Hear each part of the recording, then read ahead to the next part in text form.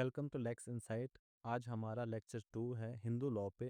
तो आज के लेक्चर का जो टॉपिक है वो है सोर्सेज ऑफ हिंदू लॉ। तो अगर हम हिंदू लॉ के सोर्सेज पढ़ते हैं, जैसे कि हम जानते हैं जो हिंदू लॉ है ये मोस्ट एंसेंट सिस्टम है पर्सनल लॉ में। पूरे वर्ल्ड में सबसे ज़्यादा पुराना है और ये हिंदूज के personal matters like marriage, divorce, adoption, maintenance, guardianship, succession इन सब को गवर्न करता है।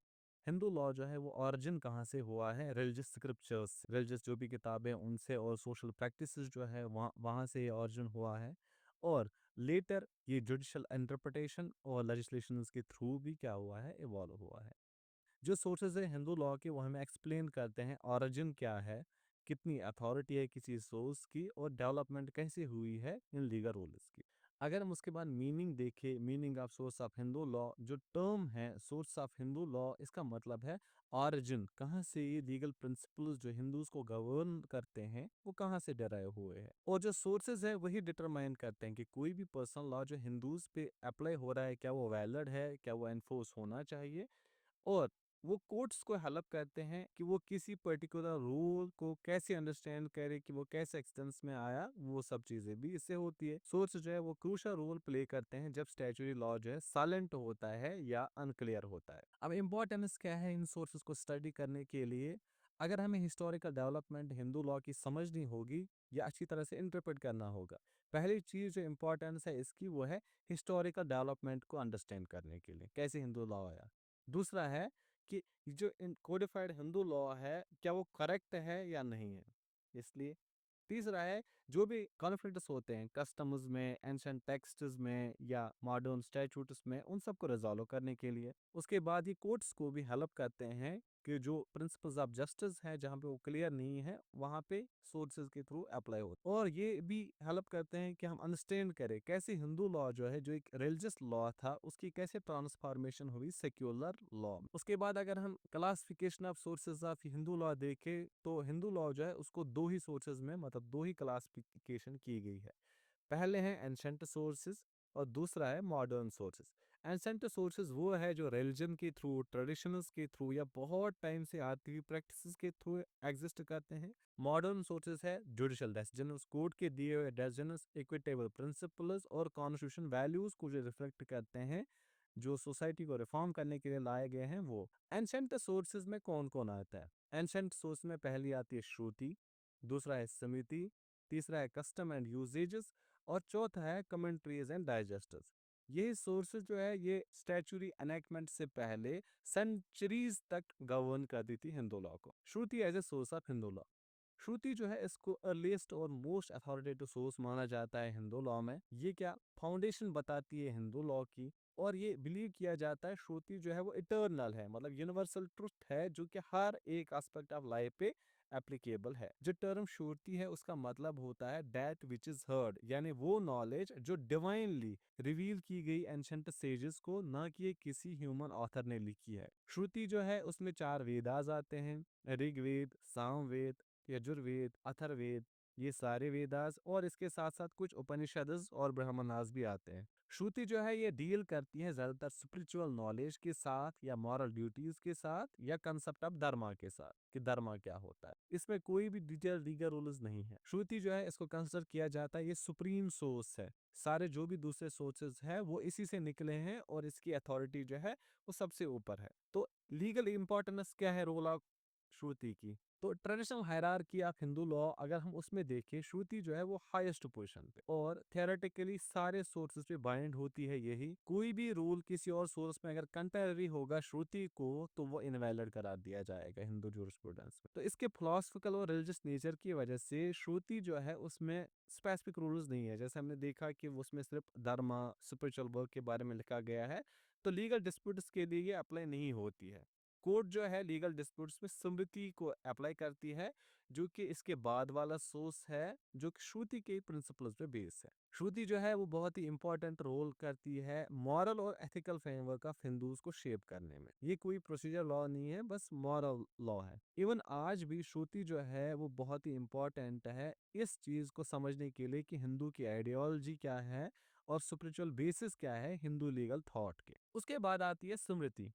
स्मृति जो है, स्मृति का मतलब है दैट विच इज रिमेम्बर्ड, मतलब वो टेक्स्ट जिसको सेजेस ने लिखा है, जब वो इंटरप्रेट कर रहे थे श्रुति को कि उसको अप्लाई करे प्रैक्टिकल लाइफ में। श्रुति जो है वो बहुत डिफरेंट थी, उसको डायरेक्टली अप्लाई नहीं किया जा सकता था, इसीलिए सेजेस जो है उनको इंटरप्रेट करना पड़ा, अपनी लैंग्वेज में लिखना पड़ा, तो उस चीज को हम स्मृति कहते हैं। स्मृति हम कह सकते हैं ये ट्रांसलेटेड है वेदास का, वेद को ट्रांसलेट किया गया है ताकि एक अच्छी तरह से कंक्रीट और रूल्स गवर्निंग सोशल कंडक्ट बनाया जाए, जो कि फैमिली रिलेशंस और लीगल ऑब्लिगेशंस को अच्छी तरह से बताए। ये जो स्मृति है ये हमें गाइडेंस देती है मैरिज पे, इनहेरिटेंस पे, सक्सेशन पे, अडॉप्शन पे, प्रॉपर्टी पे, और इसमें पनिशमेंट्स के बारे में भी लिखा है। स्मृति जो है ये एक सिस्टमेटिक मैनर में लिखी हुई है, जिसकी वजह से हिंदू लॉ जो है स्ट्रक्चर्ड और एक्सेसिबल बन गया। अगर हम हिस्टोरिकली देखें, स्मृति जो है उनका एक डोमिनेंट रोल है एडमिनिस्ट्रेशन ऑफ हिंदू लॉ में, और फ्रिक्वेंटली कोर्ट जो है वो इस चीज पे रिलाई करते हैं। अब नेचर क्या है और अथॉरिटी क्या है स्मृतिज की? स्मृतिज की अथॉरिटी जो है या स्मृतिज की पोजीशन जो है वो सेकंड टू श्रुति है, लेकिन ये बाकी जो भी सोर्सेज आते हैं, कस्टमर्स, कमेंट्रीज, उनसे ऊपर है, और इसकी अथॉरिटी इसी चीज पे डिपेंड करती है कि क्या ये कंसिस्टेंट है श्रुति के साथ कि नहीं। जितना ये श्रुति के साथ कंसिस्टेंट होगी उतनी इसकी अथॉरिटी जो है अच्छी होगी। कोई भी कन्फ्लिक्टिंग रूल होगा श्रुति के साथ तो वो इनवैलिड करार दिया जाएगा। अब जहाँ पे डिफरेंट समृतिज होती है, जस्ट लाइक बहुत ज्यादा है भी, मतलब दो चार समृतिज, तो कोर्ट्स जो है उस वक्त उस समृति पे ज्यादा जोर देते हैं जो रीजनेबल होगी और जिसको सोशली एक्सेप्ट किया जा सकता। समृतिज जो है ये फ्लेक्सिबल इन नेचर है, केपेबल है, इनको अडॉप्ट किया जा सकता है सोशल चेंज में और सोशल कंडीशंस में। स्मृति जो है ये फॉर्म करती है कोर सोर्स हिंदू लॉ का, और ये इन्फ्लुएंस करती है लीगल डेस्टिनीज को फ्रॉम सेंचुरीज। अब इंपॉर्टेंट स्मृतिज कौन कौन है हिंदू लॉ में? पहली है मनुस्मृति, जो सबसे ओल्डेस्ट मानी जाती है, जो ज्यादातर सोशल ड्यूटीज और मॉरल कंडक्ट के साथ रिलेटेड है। उसके बाद है यज्ञवल्क्य स्मृति, जो कंसिडर की जाती है सबसे ज्यादा सिस्टमैटिक और लीगली एडवांस्ड स्मृति, खासकर इनहेरिटेंस के मैटर्स में यूज होती है, प्रॉपर्टी के मैटर्स में यूज होती है, और जुडिशियल प्रोसीजर इसमें के यूज होती है। उसके बाद आती है नारदा समिति, जो फोकस करती है लीगल प्रोसीजर्स पे, लाइक सिविल डिस्प्यूट्स पे, क्रिमिनल लॉ पे, ना कि रिलीजियस डिस्प्यूट ड्यूटीज पे। और सारी स्मृतिज में से यज्ञवल्क्य स्मृति जो है वो फ्रिक्वेंटली कोर्ट्स जो है उस पर रिलाई करते हैं, क्योंकि वो क्लियर है और रैशनल अप्रोच के साथ काम करती है। ये स्मृति जो है ये एक साथ मिलके शेप करते हैं पूरे हिंदू लॉ को। अब है उसके बाद custom as a source of Hindu law. Custom का मतलब होता है कोई भी लॉन्ग एस्टेब्लिश्ड प्रैक्टिस जो बहुत पहले से चलती आ रही है, कंटिन्यूसली लोग उसे फॉलो कर रहे हैं, और उसको एक लॉन्ग पीरियड हो गया है। कस्टमर्स जो है वो इमर्ज होते हैं हैबिट्स से, कोई सोशल हैबिट है, कोई ट्रेडिशन है, कोई रिलीजियस प्रैक्टिस है, उन सब चीज़ों से कस्टमर्स जो है वो इमर्ज हो जाते हैं। हिंदू लॉ जो है वो कस्टमर्स को इम्पोर्टेंस अच्छी खासी देता है, इवन रिटन टेक्स्ट से ज्यादा कस्टमर्स को मान्यता दी जाती है। कस्टमर जो है वो अलाउ करते हैं फ्लेक्सिबिलिटी लीगल सिस्टम में, और ये क्या करते हैं रिलीजन और कम्युनिटी बेस्ड भी हो सकती है। बहुत सारे rules relating to marriage, inheritance, family, ये कहाँ से आए हैं? ये कस्टम से ही आए हैं। अब किस किस किस्म के कस्टमर्स हैं हिंदू लॉ में? पहला आता है जनरल कस्टम, वो जो यूनिफॉर्मली सारे हिंदूज पे अप्लाई होता है, लार्ज ज्योग्राफिकल एरिया इसमें आता है। दूसरा है लोकल कस्टम, कि जो किसी लोकेलिटी या किसी रीजन में होता है और वो उसी रीजन में बाइंडिंग भी होता है।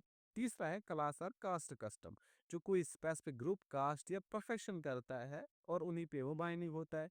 और सबसे लास्ट आता है कोई फैमिली का ट्रेडिशन, कोई फैमिली का कस्टम, जिसको वो पर्टिकुलर फैमिली रिकॉग्नाइज करती है बहुत टाइम्स। कोर्ट्स जो है वो नेचर देखती है और स्कोप देखती है कस्टमर्स का बिफोर कि वो उनको लीगली वैलिड करार दे। अबे एसेंशियल्स ऑफ कस्टम क्या है? कस्टम में क्या क्या होना चाहिए?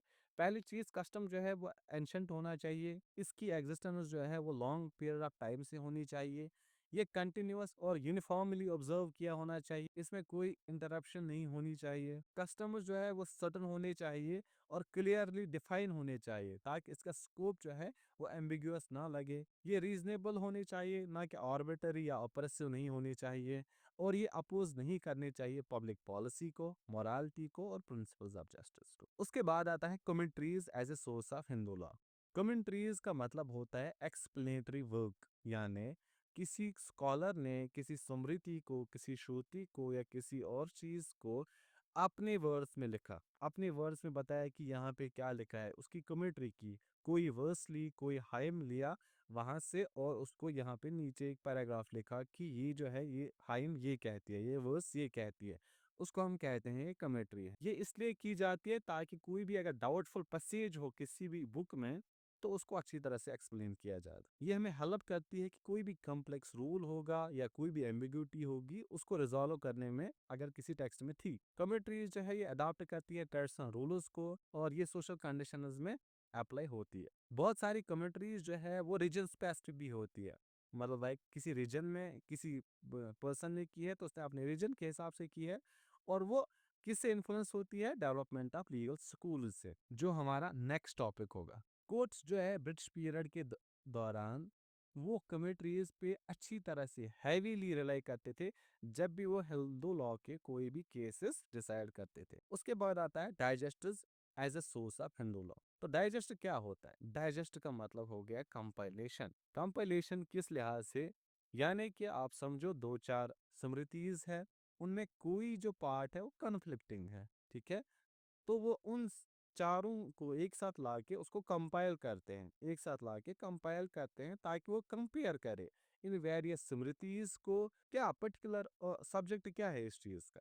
इसलिए उसकी वजह से क्या होता है, ताकि अगर कोई भी कन्फ्लिक्टिंग रूल था स्मृति में उसको रिकंसाइल किया जाए, उसको ठीक किया जाए। डाइजेस्ट जो है ये सिस्टमेटिक और ऑर्गेनाइज्ड प्रेजेंटेशन देते हैं हिंदू लॉ का। ये यूजफुल होते हैं जजेस के लिए या स्कॉलर्स के लिए, ताकि वो लीगल प्रिंसिपल जो भी अप्लाई होते हैं उनको अच्छी तरह से समझे। डाइजेस्ट जो है वो रिड्यूस करते हैं अनसर्टेनिटी और इनकंसिस्टेंसी जो भी हिंदू लॉ में होती है उसको वो रिड्यूस करते हैं। डाइजेस्ट की वजह से जो है स्कूल्स की डेवलपमेंट हुई है, तो यहाँ पे जो हमें स्कूल्स का थोड़ा सा ये इंट्रो पढ़ना है। कमेंट्रीज और डाइजेस्ट जो है उसी की वजह से बहुत सारे स्कूल्स हिंदू लॉ में वजूद में आए। मिताक्षरा जो है ये एक स्कूल है जो कमेंट्री ऑफ यजनवाल के स्मृति पे बेस्ड है और ये मोस्ट ऑफ द इंडिया में फॉलो किया जाता है। दया बागा जो है दूसरा स्कूल है, ये भी कमेंट्री ऑफ यजनवाल के पे बेस्ड है और ये फॉलो किया जाता है बंगाल और नॉर्थ ईस्ट स्टेट्स में और आसाम में। और ये किन के लिए ज्यादा ये है, इनहेरिटेंस रूल्स के लिए डिफरेंट है मिताक्षरा स्कूल से। ब्रिटिश कोर्ट जो है वो इन दोनों स्कूल्स को रिकॉग्नाइज करते थे और स्कूल बेस्ड प्रिंसिपल्स को ही अप्लाई करते थे जब वो कोई डिस्प्यूट सुनते थे। ये जो स्कूल्स है इन्होंने कंटिन्यूसली हिंदू लॉ को इन्फ्लुएंस किया है, इवन आज भी करते आ रहे हैं। अबे modern source of Hindu law क्या है? मॉडर्न सोर्सेज जो है वो इमर्ज हुए हैं सोसाइटी की चेंज की वजह से, रिफॉर्म्स की वजह से, कॉन्शियस डेवलपमेंट्स की वजह से। उनका एम यही है कि इनइक्वालिटी रिजिडिटी उसको दूर किया जाए जो ट्रेडिशनल हिंदू लॉ में थी। उसके बाद मॉडर्न सोर्सेज जो है वो इक्वालिटी, जस्टिस, इंडिविजुअल राइट्स पे ज़्यादा जोर देती है और वो रोल ऑफ रिलीजियस डॉक्ट्रिन जो है लीगल डिसीजंस पे उसको रिड्यूस करती है ताकि रिलीजियस डॉक्ट्रिन्स को हमें ज़्यादा यूज़ ना करना पड़े। आज जो मॉडर्न सोर्सेज है वही डोमिनेट करते हैं हिंदू लॉ में। अब आता है पहला सोर्स मॉडर्न सोर्सेज में, वो है लेजिस्लेशन, यानी पार्लियामेंट के बनाए हुए लॉज। लेजिस्लेशन जो है वो मोस्ट अथॉरिटिव है मॉडर्न सोर्सेज में।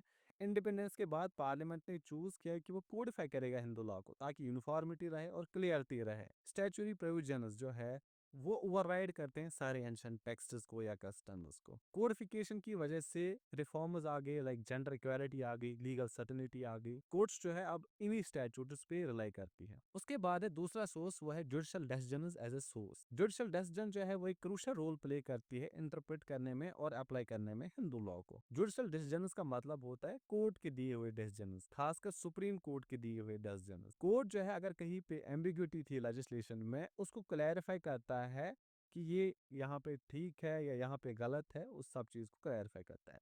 ये जो कोर्ट के डिसीजंस है ये इंश्योर करते हैं ताकि कंसिस्टेंसी रहे और यूनिफॉर्मिटी रहे लीगल इंटरप्रिटेशन में। सुप्रीम कोर्ट के डिसीजंस जो है वो हर एक लोअर कोर्ट पे बाइंड होते हैं। जुडिशियल इंटरप्रिटेशन जो है वो हेल्प करते हैं हिंदू लॉ को अडॉप्ट करे कंटेम्पररी नीड्स को। उसके बाद आता है जस्टिस, इक्विटी एंड गुड कॉन्साइनेंस। जब कोई स्टैच्यूरी या कोई कस्टमरी रूल अवेलेबल नहीं होता है, कोर्ट उस वक्त जस्टिस, इक्विटी और गुड कॉन्साइनेंस को अप्लाई करता है। ये जो प्रिंसिपल्स है ये इंश्योर करते हैं फेयरनेस और प्रिवेंट करते हैं इनजस्टिस इंडिविजुअल के केसेस में। ये अलाउ करते हैं flexibility in the application of rigid rules में। ये सोर्सेज जो है ये एक्ट करते हैं सप्लीमेंट्री, जहाँ पे भी कोई लॉ में गैप होती है उसको ये फुलफिल करते हैं। ये इंश्योर करती है कि हिंदू लॉ जो है ह्यूमन और रीजनेबल हो। तो आज के टॉपिक में इतना ही था। अगर आपको कोई भी डाउट है इस टॉपिक के रिलेटेड तो आप हमें कमेंट में बताइए, हम उसको जवाब देने की कोशिश करेंगे। और ये जो पीपीटी है या नोट्स जो है ये आपको हमारी वेबसाइट और टेलीग्राम चैनल पे मिलेंगे। Thank you. बाकी सब्सक्राइब कीजिए और लाइक कीजिए।